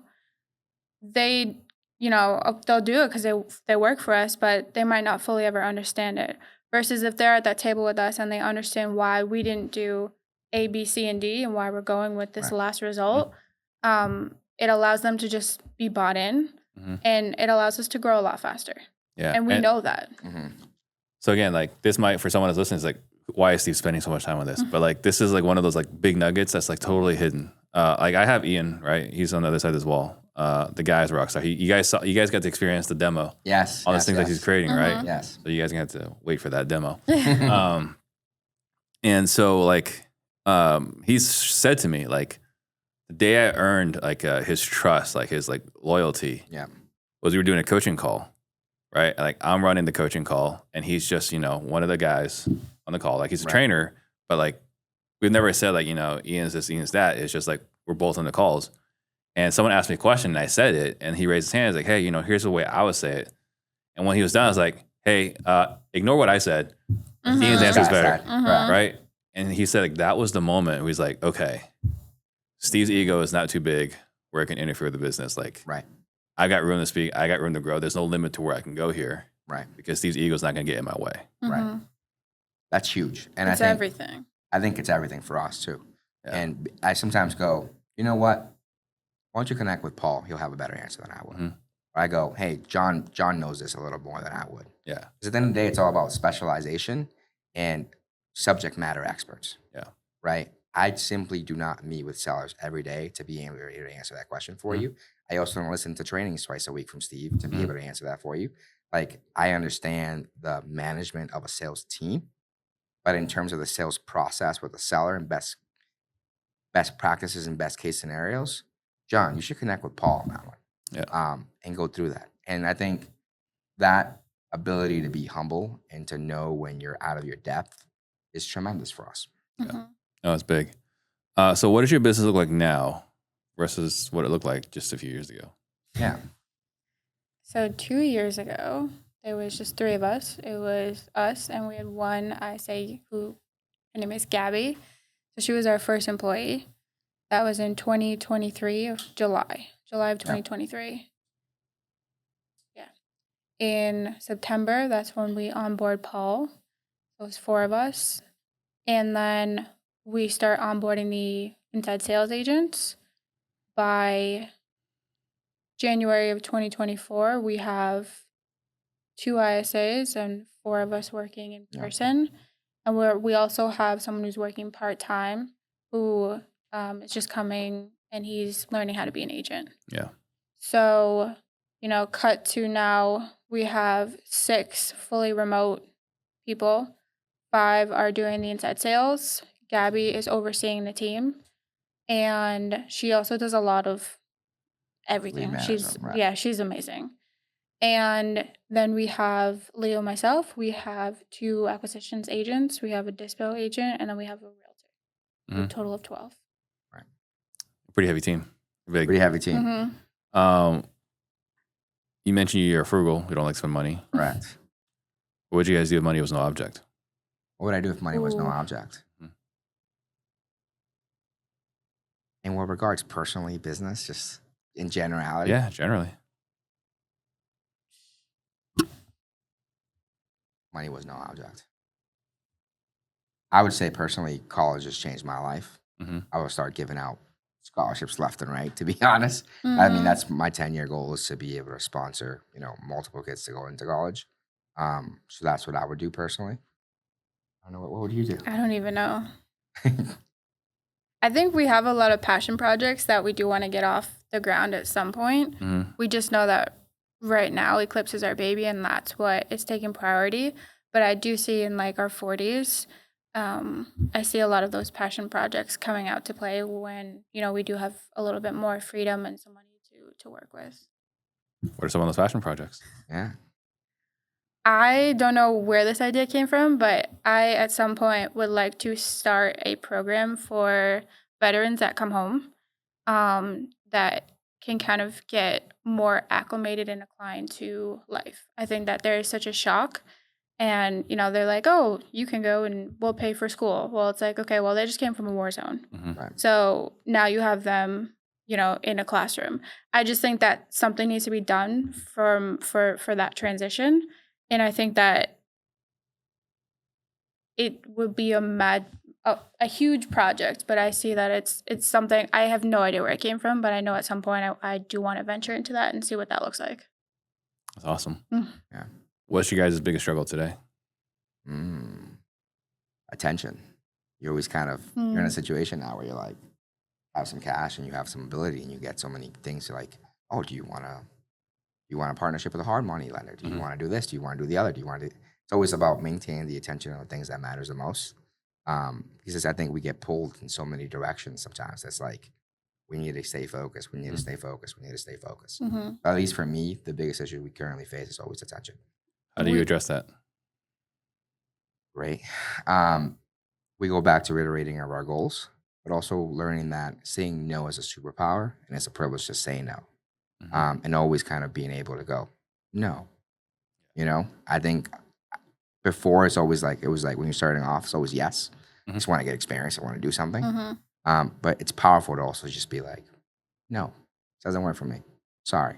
I think it's a lot easier now to look back and see how many rabbit holes we've gone down that we're like, why? Well, it's such a what waste of happened? time, right? That was such a waste of time. Yeah. So I think now we have the power to be able to know, like, is this a rabbit hole? Or is this where I'm trying to go? And then you're halfway in the hole and you're like, wait, this has nothing to do with our goal. Someone help me out of this thing and we got to move forward. Correct. What is your stated goal? 100 wholesales this year. That is our goal. That's our goal. Okay. So if this doesn't help you guys get to 100 wholesale deals, this is not part of the plan. Correct. Correct. Great. Who holds you accountable to that? Our whole team. Exactly. It becomes a circle of accountability. It's awesome. So I'm holding them accountable for their number of deals. They're holding me accountable for the number of appointments. I'm holding Brianna Correct. accountable for how long it takes things to close and my 45, my cash cycle. I'm like, it has to close in 30 days. Well, can it close next week? You're messing up my cash cycle. Right? So we all hold each other accountable. Got it. That's great. What's your superpower? Our team. Without a doubt. I think it's our team. And I'm their superpower. Our team is awesome. Everyone that we have right now is amazing. They show up, they put the work in, they, get educated, and they do it on, off hours, on hours. They're dedicated. And I think that's been our biggest superpower. I think one of our other superpowers has been Leo, because I think that he has a really amazing vision and I lack the vision. I have good ideas here and there, but Leo's very good at this is where we're going, right? And then I'm great at okay, well, this is how operationally we're gonna get there. And so for me, I think Leo's always been the blessing behind Eclipse. Oh, I already date her. So no, I thank do. you. Oh, I do. That's really cute. I lack vision, and so when you lack vision, when someone else comes with that superpower, you have to. It's. I appreciate it. Oh, thank you. By yourself? Yeah, I mean, in terms of the vision thing, for me, it really came from you have to have a vision. At least when I always everything's an exercise if you form it and you exercise and you utilize it. When I lived in a shelter, I had to have a vision because my current sucked. So I was always forward looking, always projecting. Oh, when I go to college, I'll be better. Get to college. Okay, when I get my job, I'll be better. Right? So when you get your corporate job, it's like, okay, now when I build my business, I'll be better. Right? So you develop this habit of always being a forward looker, right? Always having a vision. And then when you're coming from the environment that I came from, I did a lot of self-advocating. When I first got to college, I had to advocate to get a stipend to be able to drive my car back home so I can go see my family. But it's not something you fill out on a form. I have to go and be like, hey, I'm going to walk you through why I think I'm this guy and why we need to figure this out so I can go check Sounds out. just like your hard money conversation. Yeah. But it's a lesson that I learned there, that I utilized there, that I learned with the hard money guy, right? Just advocating. So in terms of my superpower, I realistically want to say we're in a really awesome market in Boston, right? The sways of the economies kind of come and go, and there's a lot of stabilization there. And that allows us to plan in the long term of things, right? So other than our team being phenomenal and seeing the vision we want to go, and we want to grow tremendously there and be able to connect and help many families. But I think personally, my superpower is my empathy, my ability to connect with that homeowner, my ability to connect with, my different team members. Because I've just seen a lot of flares of life. Right. But it just allows me to communicate and deliver things and really understand people a lot better than most, I believe. So this might not make a lot of sense as a question because you came here when you were 11. Mm-hmm. But going back to Bree's answer about you being a visionary, Yeah. did you have that when you were in Puerto Rico? I was just being a child. I probably not. No, probably no. I mean, at least I wasn't aware of it. I was too busy with like trying to play Pokemon. Right. Yeah. Gotcha. What would you guys say is the failure you guys learned the most from?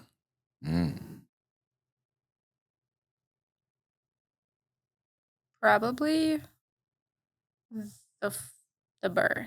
Yeah. Not that it was a failure, but on an Excel doc, 100K is what the reno was, and then we Missed it a little bit. Just missed it. You ran a little bit. that was what made it cash flow, and so we were like 100K, like I can make that work. And realistically, we were at probably 210 after all said and done. We can make that work. I think just being naive in that of like being realistic of like that's not what it's gonna cost. Like it's not that just because it's in the Excel doc and it makes it show green. Right. It's just, I think one of the mistakes is like we've been in situations where we're like, oh, this person is not a good fit for the team. Like, let's go up. We got to fire them without fully ever understanding the full context. Right. And I think we've made some decisions off the heat of emotion or anger or whatever. And I think sometimes like when you're younger, especially in the space, you have to take a step back and be like, what am I missing here? If I were to do this invertly from right to left or left to right, I get to the same conclusion. So just being a master of your emotions, I think I found myself in many times where I was heated. I'm like, and you're gone, and that's come back to bite me in the butt. So just being In what way? Hire slow, fire fast. We really took that kind of to heart, especially when we were doing a lot of the construction where, people wouldn't show up and we were like, okay, this is it. That's it. You're done. Right. And so we really learned like in construction, that was true. You had to fire them very quickly. And so once we had a team of people who were actually working for us, I think that sometimes, if someone wasn't performing, it was hard to see past the emotion and be like, okay, well, what do we do? Like, do they not want to be here? We needed to figure out, okay, do they not have the education they need to actually do the position? Do they have the capacity to do the job? Is there something at home that's going on that's like leaking over? Like you have to get to the root of the problem and solve that and really just like have all of the information from them, sit down and speak with them before you're like making blunt decisions. For sure. You said it bit you in the ass. What is an example of a fast fire that bit you in the ass? It was a semi-fast fire. So there was a situation towards the end of that tenure when we hired Paul, right? It was like we hired him in September. It was like almost November. There was a few things kind of going on. I'm like, oh, it must be my close rate. We have to fire him. Without like going like, oh, I never trained the guy. Right. We weren't we were not diagnosing. No accountability on mine. Never trained the guy. We're giving him awful leads. Giving him all, just didn't make any sense. No sales process, no structure. I'm like, nope, must be his fault. Needs to go. And then we just had this brilliant idea to have a conversation with him. And he's like, bro, but this and this and this. And I'm like, I understand. And we kind of got a better full picture. And we're like, okay, sorry. He's like, I'm sorry. I'm like, let's try this one more time. And then we gave it another go. Yeah. But that was almost a situation where, it could have been detrimental to us. And we found ourselves in multiple situations like that. We're like, okay, this isn't working. Just like the construction work. Must be the person that has to go. It just doesn't apply. It doesn't translate well. So I've only met like the cheery version of Leo. So there's a spicy version. Oh, for sure. Very spicy. No such thing. Yeah, that'll be the... I don't call it... I think he's passionate. Yeah. He's very passionate. And sometimes it can come off as like bluntness and spiciness.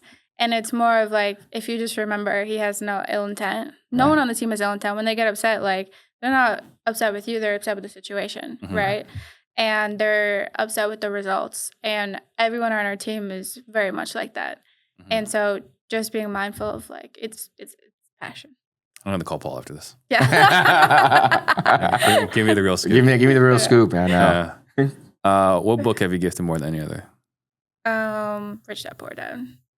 For sure. If you read that book and you don't have any emotion, you have no change of thought, just don't ever look in the path of real estate because Yeah, it's not for you. Not for you. So for me, that was the first book I read this, and I was like, whoa, whoa. And I gift that book whenever someone's like, oh, I want to get into real estate. I have them read the book, and then if they don't, call me or text me, and they're like, oh my God, this is the best book. This just changed my life. Then I'm like, I know, right? So that's been the biggest book for me. It's a good barometer. How about yourself? The Way of a Superior Man.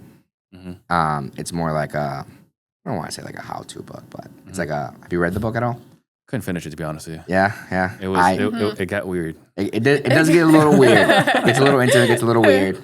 But for me, it was very impactful. It was more like backtracking. It was more like one of those things like when you grow up without a dad, you're always looking for like lessons, role models, structures, ideas, ideologies of how to structure certain things. For me, that book just kind of hit the spot. And I read it a few times, and I journaled through it when I read it, and I was like, all right, got to just get closer to my being, got to get closer to my passions, got to give results. So it just helped a lot. Yeah, I mean, I'm sure it's an amazing book because someone I look up to who helped me a lot recommended it. Okay. And I told her, I was like, look, it's just not working for me. So, like, I'm sure it's a great book. It's a phenomenal book. It just didn't. Yeah, didn't go all the way. That's okay. Didn't work for me. One of the very few books I was like, I just can't do it. But like, everyone should though, right? I mean, like again, like the testament to like the reason why we're talking here, right? Homeless at 11, millionaire at 28. Like, obviously, you've got a lot of things figured out. Right. So don't tell me that. I'm not. It might go to my head. Get real spicy real quick. Yeah. So I'm not trying to like dismiss the book. I was just saying like for myself, I had a hard time with it. All right. So perfect. So then, guys, if you got value out of this episode, please make sure you guys subscribe. We got even more disruptors coming. We got a long list. You guys saw that list. Who will break down the exact moves that they made to win. If someone wants to get a hold of you too, like what's the best way for them to do that? Yeah. So on Instagram, I go by Leo Buys Homes. Super simple. And I'm Bree Buys Homes. So really simple. Super simple. Super simple. Yeah. All right, perfect. And then what are some last thoughts you want to leave everybody with? Just keep going forward. Like there's been so many times where things got really tough, and I think that people, quit right when they're on the cusp of like greatness. And we've been negative in our bank account, and then that's a few weeks later, that's when things clicked, and then that's when we closed 44 deals. Right. So right when you feel like you're on the cusp of like I've got to throw in the towel, like that's when you should double down and keep going. And just ride it. Like we have the saying, like ride it until the wheels fall off. Like don't quit until literally the wheels have fallen off of your car and the car will not go forward anymore. Yeah. That's it. And then try some more. Yeah. And then Flintstones that. For me, it's just more basic advice, right? It's more of the, when you're starting off, to all those people that are starting off, be super frugal, right? Because there's a lot of learning to happen. And the only way you stay in the game is to have some money to be in the game. Sometimes winning the game is it's like the last man standing sort of thing. So be frugal, keep your expenses low. When we first started this thing, we were living with our parents. We saved every dollar, we invested every dollar. We still did until very recently. So just being mindful that there's a lot to learn. And then if you're a student at all time, you can learn from everyone.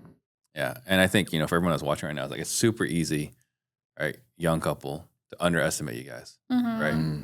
Like, when you walk around a boardroom, like everyone's walking around with their chest up. Right. Right. It's really easy, again, to like, overlook you guys, but you guys are powerhouses. Oh, thank you. Thank you. Right.